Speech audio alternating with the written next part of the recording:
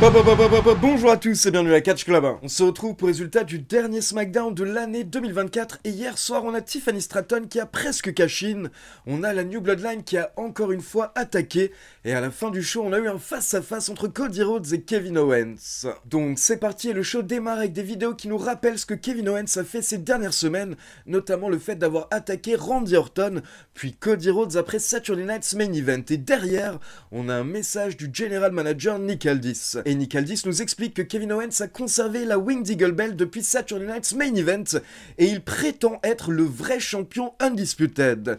Mais Nick Aldis explique que Kevin Owens ne peut pas faire ça et que cette ceinture signifie beaucoup pour beaucoup de personnes, dont lui. Donc là, Nick Aldis lance un ultimatum à Kevin Owens et il dit que KO a jusqu'à la fin de la soirée pour rendre la Winged Eagle Belt, sinon Kevin Owens devra faire face à des conséquences immédiates et sévères par rapport à son futur. Donc Nick Aldis termine en disant que Kevin Owens peut faire le bon choix, il peut prendre la bonne décision ce soir. Puis derrière, on passe en coulisses pour une petite interview de Naomi et Bianca Belair où on a Naomi qui nous explique qu'elle voulait remporter un titre depuis son retour à la WWE, donc elle est contente d'enfin être championne par équipe, même si ça ne s'est pas passé exactement comme elle le souhaitait. Et donc là, bien entendu, elle parle de Jade et vous avez Bianca également qui explique que Bianca et Naomi vont défendre les titres jusqu'au retour de Jade. Et à côté de ça, elles vont trouver qui a attaqué Jade. Et justement, Bianca Belair accuse un petit peu Nia Jax, Candice LeRae et Tiffany Stratton qu'elles vont affronter dans un instant dans un match 3 contre 3. Et donc là, vous avez Bayley qui débarque pour faire équipe avec Bianca et Naomi. Et donc Bianca, Naomi et Bayley font leur entrée. Et derrière, vous avez Nia Jax, Candice LeRae et Tiffany Stratton qui font leur entrée. Et là, Nia Jax a le micro et encore une fois, elle répète que ce ne sont pas elles, donc pas Nia Jax, pas Candice et pas Tiffany Stratton, qui ont attaqué Jade Cargill, elle le promet. Et d'ailleurs, au passage, elle envoie un pic à Tiffany Stratton, car elle dit que Tiffany Stratton n'était même pas capable de les aider la semaine dernière à remporter le tag team match. Donc Tiffany Stratton n'est clairement pas capable d'organiser un coup monté pour attaquer Jade Cargill. Donc petite balle perdue de la part de Nia Jax contre Tiffany Stratton. Encore une fois, ça ajoute des tensions entre les deux catcheuses. Mais surtout derrière, c'est au tour de Nia Jax d'accuser quelqu'un, car Nia Jax nous dit que tout ce que fait Bianca Belair actuellement, c'est pour éviter qu'on la suspecte. Et au final, Nia Jax pense que c'est Bianca Belair qui a attaqué Jade Cargill, car depuis que Jade Cargill est venue, Bianca Belair devait partager la lumière, partager le spotlight avec Jade. Et Nia Jax nous dit que la vérité, c'est que Jade Cargill est plus grande, plus forte et meilleure que Bianca Belair, donc forcément, ça a déplu à Bianca. Et Nia Jax ajoute que honnêtement, elle aurait fait la même chose que Bianca Belair, donc tout ce qu'elle demande, c'est que Bianca Belair l'admette et qu'elle arrête de rejeter la faute sur les autres. Nia Jax veut voir Bianca Belair dire la vérité, sinon elle va faire dire la vérité à Bianca. Donc on enchaîne avec le 3 contre 3 et forcément, encore une fois, pendant le match, on a Tiffany Stratton et Candice LeRae qui ne s'entendent pas, mais surtout, à la fin du match, on a Nia Jax qui est KO. Et là, Tiffany Stratton se rend compte qu'elle est toute seule et qu'elle peut cash in, donc elle sort du ring et elle va chercher sa mallette. Et là, elle veut remonter au bord du ring, mais vous avez Candice LeRae qui intervient au dernier moment et qui veut empêcher Tiffany de cash in. Donc là, on a un face-à-face entre Tiffany et Candice et vous avez Tiffany qui crie, qui gueule « Je veux être championne !» Mais là, Candice LeRae lui dit « Non, pas ce soir, ce n'est pas le moment !» Et donc elle interdit, on va dire, à Tiffany de cash in. Et là, vous avez Bianca Belair et Bayley qui en profite pour se débarrasser de Tiffany Stratton et pendant ce temps, Naomi effectue le tombé sur Candice LeRae pour la victoire. Et donc plusieurs choses à noter par rapport à ce match. Déjà, on a Tiffany Stratton clairement qui veut être championne, elle est en train de perdre patience et clairement maintenant on a compris qu'elle ne va pas hésiter à cash in sur Nia Jax si elle en a l'occasion. Et à côté de ça, j'ai trouvé que c'était intéressant de mettre Bianca Belair, Naomi et Bayley en équipe, car au final ce sont les trois catcheuses que les fans ont le plus cité comme potentiellement coupables par rapport à l'attaque sur Jade Cargill. Du coup, beaucoup de personnes pensent que c'est Bayley, d'autres personnes pensent que c'est Naomi, et cette semaine, on a enfin Nia qui a également amené l'option Bianca Belair et qui a accusé Bianca. Alors, je rappelle bien entendu que quand Jade Cargill avait été attaquée, Bianca était dans le ring, mais peut-être que Bianca l'avait attaquée juste avant de monter dans le ring. C'est un scénario qui peut tenir la route, et donc n'hésitez pas à me dire ce que vous en pensez dans les commentaires. Selon vous, qui a attaqué Jade Cargill ? Puis on passe en coulisses dans le bureau de Nick Aldis et on retrouve Grayson Waller et Austin Theory qui sont en train de se plaindre par rapport à Braun Strowman. Mais là, Nick Aldis leur dit qu'il attend quelqu'un, et vous avez Sami Zayn qui fait son entrée. Et Sami Zayn explique à Nick Aldis que la New Bloodline s'est invitée à Raw pour l'attaquer, donc forcément, Sami Zayn est obligé de venir à SmackDown parce qu'il veut justement se venger, donc il demande une opportunité pour affronter la New Bloodline. Mais là, Sami Zayn et Nick Aldis sont interrompus par Carmelo Hayes, qui est en train de distribuer ses cartes de Noël. Sauf que Sami Zayn n'apprécie pas cette interruption, donc il demande à Carmelo Hayes d'attendre. Mais là, Carmelo Hayes est dans son délire, et il offre d'ailleurs une carte de Noël à Sami Zayn. Sami Zayn la prend et il la jette.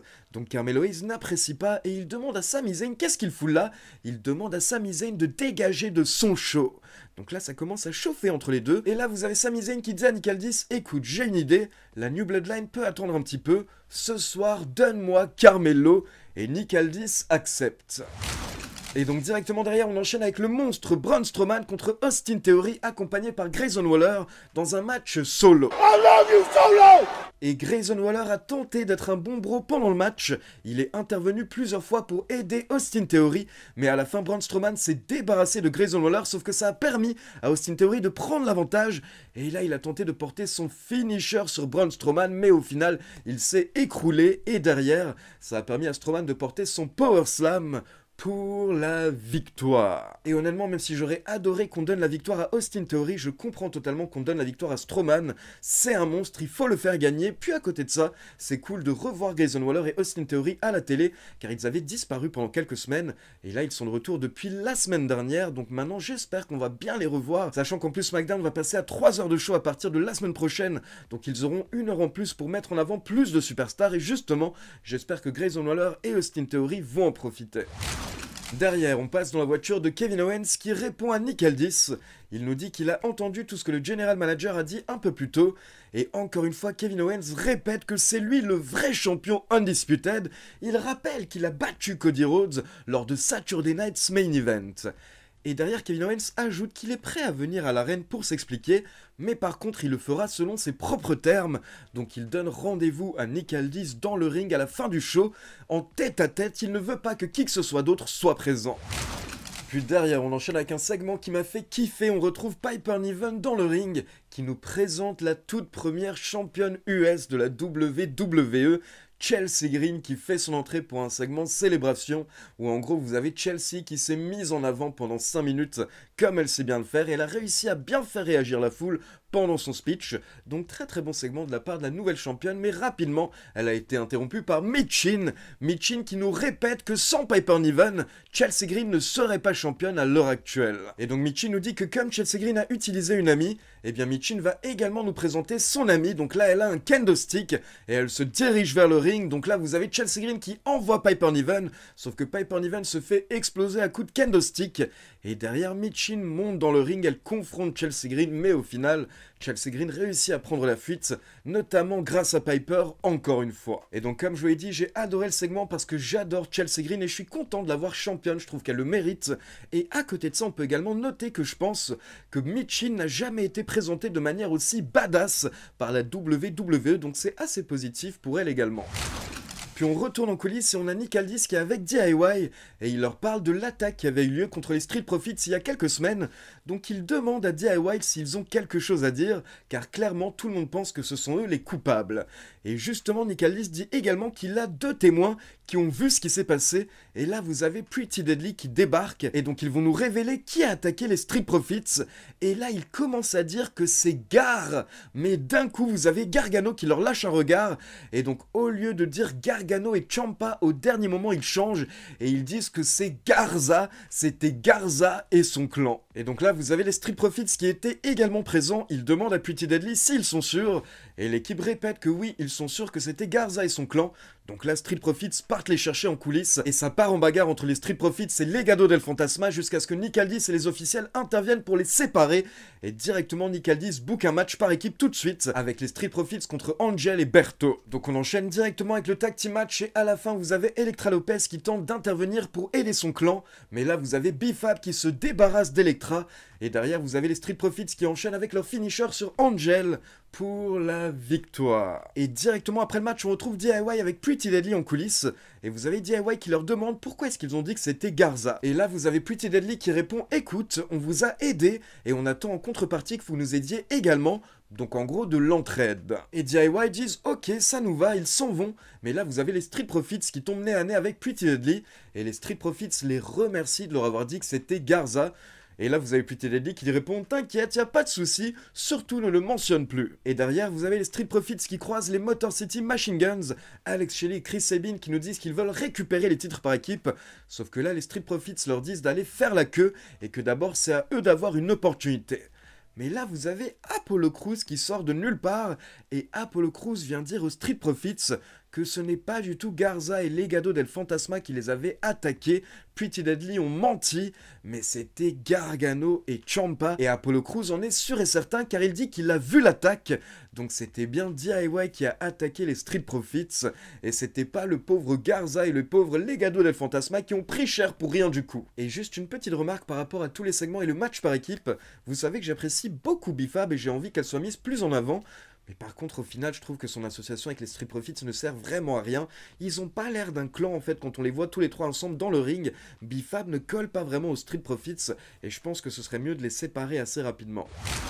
Ensuite, on a une petite vignette d'Andrade qui envoie un message à Shinsuke Nakamura, puis on enchaîne avec Carmelo Hayes contre Sami Zayn. Et on a un Carmelo Hayes, encore une fois, qui a tout donné contre Sami Zayn hier soir, mais ça ne suffisait pas car à la fin, Sami Zayn est en bonne position pour porter son Helluva Kick.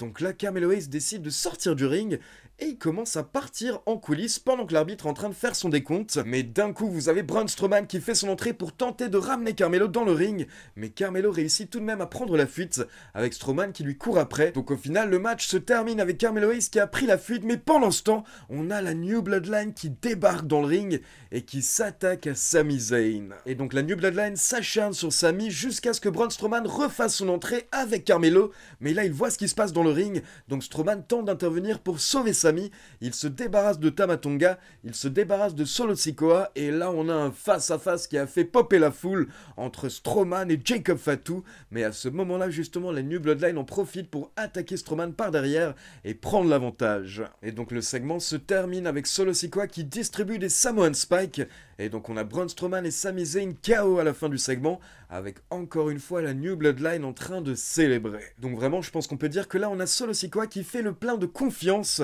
juste avant le premier Raw sur Netflix et le combat tribal qu'on attend tous. Et donc on passe au dernier segment du show alors que la New Bloodline est encore dans le ring. On a la musique de Kevin Owens qui retentit.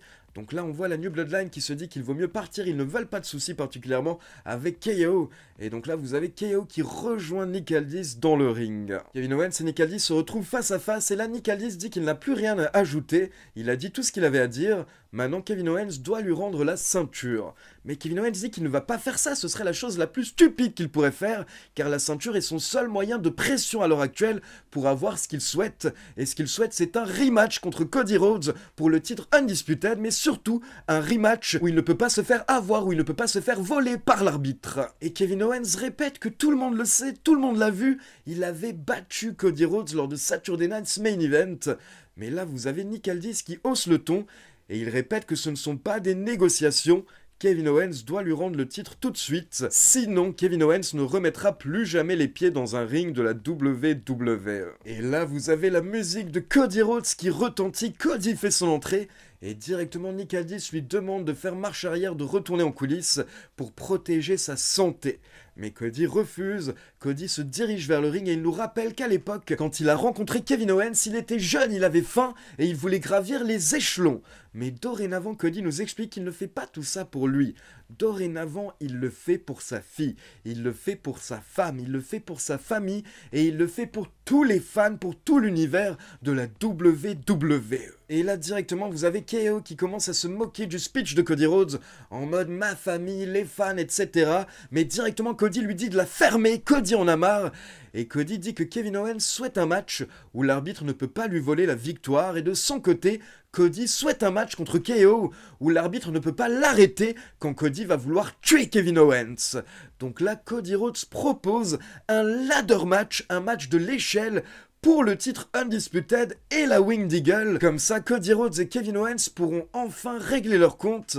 Et là, vous avez Nick Aldis qui intervient et il valide, il officialise le match. Cody Rhodes contre Kevin Owens pour les 2 ceintures dans un ladder match. Le match aura lieu au Royal Rumble 2025. Et donc là derrière vous avez les 2 superstars qui sont face à face et Kevin Owens propose une poignée de main à Cody. Mais bien entendu, Cody refuse. Et donc là, Kevin Owens fait genre, ok, y a pas de souci, mais derrière, il pousse Nick Aldis sur Cody Rhodes, puis il s'acharne sur Cody pendant quelques instants, et il lui porte notamment des coups de pied au niveau de la nuque, jusqu'à ce que les arbitres et les officiels interviennent. Et donc le show se termine avec Kevin Owens en train de gueuler que c'est lui le vrai champion, et donc il donne rendez-vous à Cody Rhodes au Royal Rumble. Et donc honnêtement, pour ce dernier SmackDown de 2 heures, j'ai trouvé que le show était plutôt correct, notamment le début avec le 3 contre 3 et Nia Jax qui a enfin accusé Bianca Belair, ce qui fait que maintenant les fans vont également se poser des questions par rapport à Bianca. Puis on a Tiffany Stratton qui encore une fois a teasé un cash-in, on a Sami Zayn qui était de visite à SmackDown et qui s'est fait attaquer par la New Bloodline, et par rapport à ce dernier segment, j'ai vraiment aimé la confrontation entre KO et Cody Rhodes, et c'est vraiment marrant parce que vous voyez, il y a quelques mois, j'étais pas forcément pour ce nouveau heel turn de Kevin Owens, je trouvais qu'il avait effectué un petit peu trop de turns ces dernières années. Mais au final, Kevin Owens est tellement bon, et d'ailleurs il est tellement bon que ce soit en tant que face ou en tant que heel. Mais là, depuis qu'il a effectué le heel turn, ça l'a à nouveau, on va dire, un petit peu relancé, notamment en solo. Et moi qui pensais ne pas être emballé par des Cody contre Kevin Owens, eh bien là, honnêtement, j'ai méga hâte d'être au Royal Rumble pour voir ce qui va se passer entre Cody et KO. Donc voilà, c'est tout pour le résultat de SmackDown. Maintenant, comme d'habitude, c'est à vous. N'hésitez pas à me laisser vos avis dans les commentaires. Et comme d'habitude, n'oubliez pas de liker la vidéo, de vous abonner à la chaîne et de cliquer sur la petite cloche pour être informé de la sortie des prochaines vidéos. Ciao tout le monde!